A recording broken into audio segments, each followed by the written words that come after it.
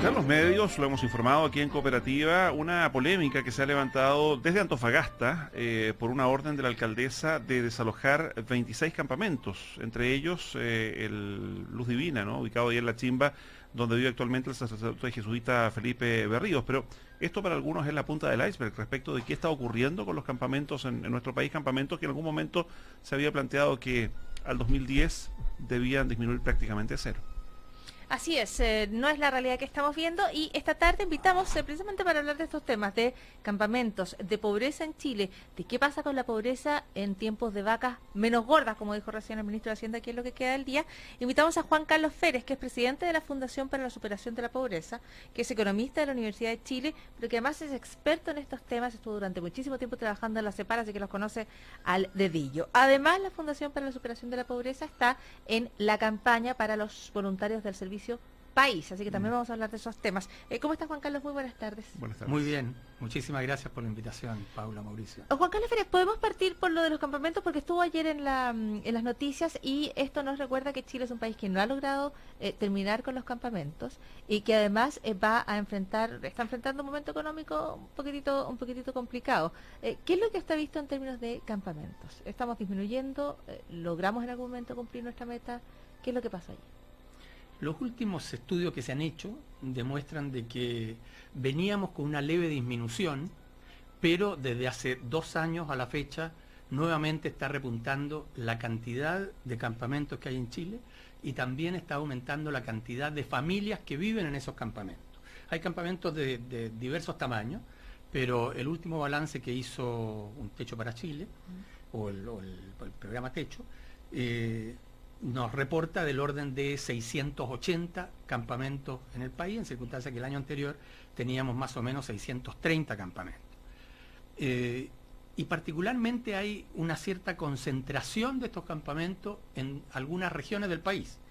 Y lo que acabamos de conocer es precisamente una situación que se produce en Antofagasta, que es una región que en esta materia presenta un perfil extraordinariamente agudo, delicado, severo, con un no solo aumento de la cantidad de campamentos y de familias viviendo allí, sino además las condiciones muy precarias en las cuales estas familias se desenvuelven. De manera que la noticia que hemos conocido en estos días es una noticia que la verdad golpea, deja casi sin mucha capacidad de reacción, porque se nos cruza un cierto sentimiento casi de indignación, diría yo. Claro, y se da la contradicción, Juan Carlos Férez, además, que la región de Antofagasta, por la minería, es la que presenta los niveles más altos de ingresos, promedio y todo aquello, pero ¿qué justifica? Porque yo recordaba acá que hacia el 2010, para el Bicentenario, en algún momento la propia organización Techo planteaba tratar de disminuir los campamentos, ojalá a cero, ¿no?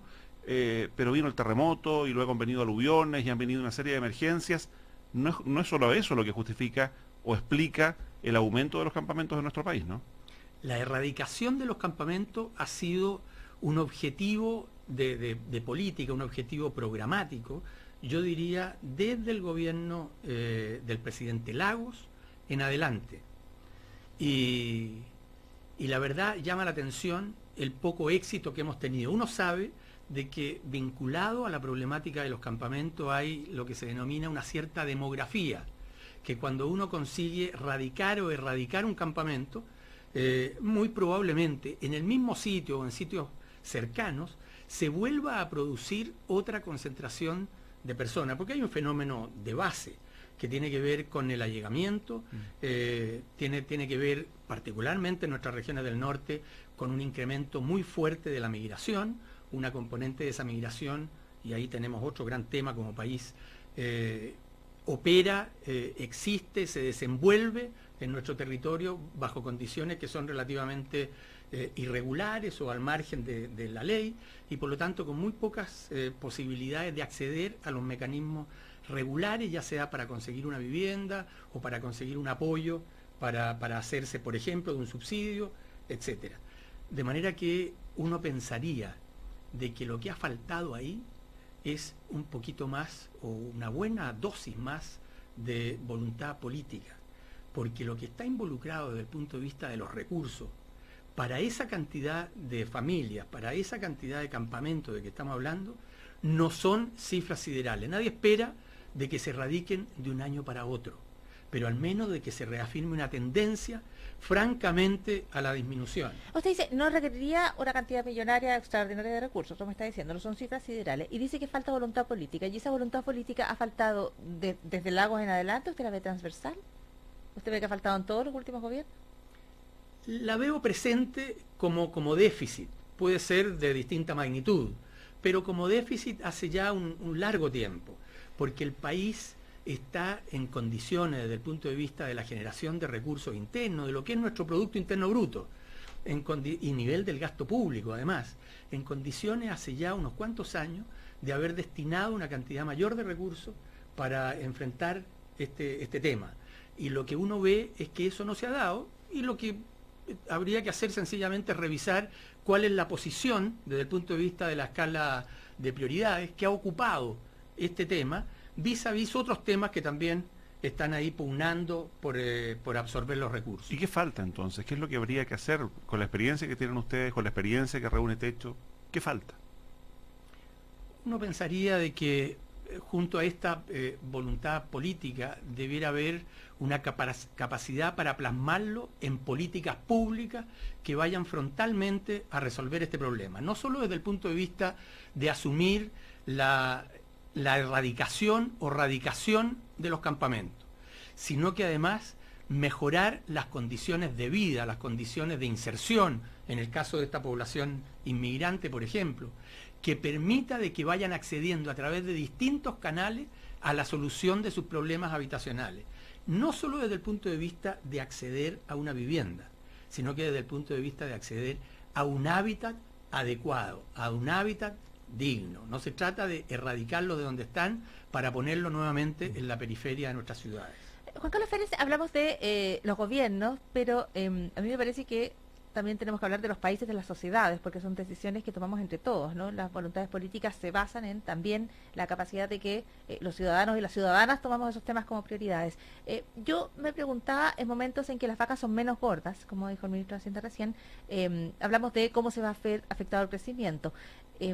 ¿Cómo se ven afectados en tiempos de vacas menos gordas, o vacas flacas derechamente, los sectores más pobres? Porque hemos hablado poco de pobreza, ha estado poco el tema de la pobreza en la discusión en el último tiempo. Estamos hablando de educación, estamos hablando de otros temas súper relevantes, pero yo no sé si usted ha visto pobreza como un centro también en la discusión, en el debate.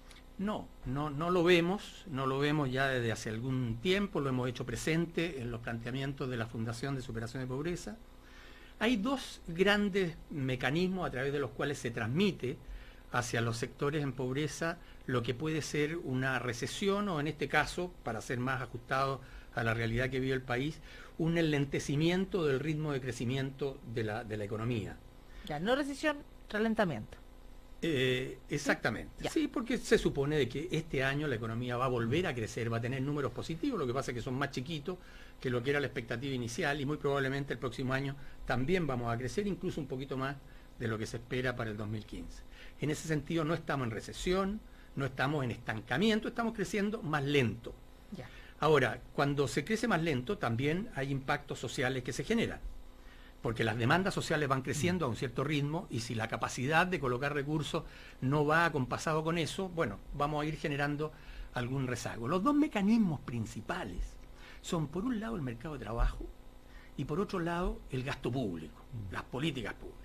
Y en el mercado de trabajo, básicamente, empleo, y su contracara más preocupante que golpea la pobreza, que es el desempleo, y por otro lado, las remuneraciones. Lo que uno ha visto en el último tiempo es que afortunadamente el desempleo no ha aumentado de manera sustancial. De cualquier manera, los invitaría a que ese análisis se haga con un mayor nivel de detalle, porque cuando no hay un aumento de la tasa de desempleo no significa de que no esté cambiando la composición del empleo, y particularmente la composición del desempleo desde el punto de vista de los sectores productivos de origen de los actuales desempleados. Y puede estar golpeando más fuertemente el desempleo precisamente a sectores que están con niveles de remuneración más bajos y por lo tanto más cercanos o francamente en situaciones de pobreza. Ahora, hay oportunidades también, hay ejercicios y hay experiencias que ustedes han estado trabajando por más de 20 años ya, como es el Servicio País, ¿no? Que pertenece justamente a la Fundación Superación de la Pobreza. Leo acá, son más de 4.000 profesionales jóvenes que en 20 años de historia han estado trabajando por Chile, y justamente ahora en el mes de octubre se abren las postulaciones para un nuevo periodo. Así es, este año cumplimos 20 años de la Fundación y del programa Servicio País. Y efectivamente, como tú señalas, a la vuelta de estos 20 años son poco menos de 5.000, para ser más exacto, 4.760 profesionales que han pasado por el programa, que se han ido a vivir durante todo un año en las comunas más apartadas, en las comunas más pobres, más vulnerables de Chile. A la fecha hemos cubierto del orden del 80% del total de comunas del país, concentrado precisamente en las comunas más rezagadas. En el último ejercicio, en el actual, estamos con presencia en 100 comunas y con poco más de 300 profesionales.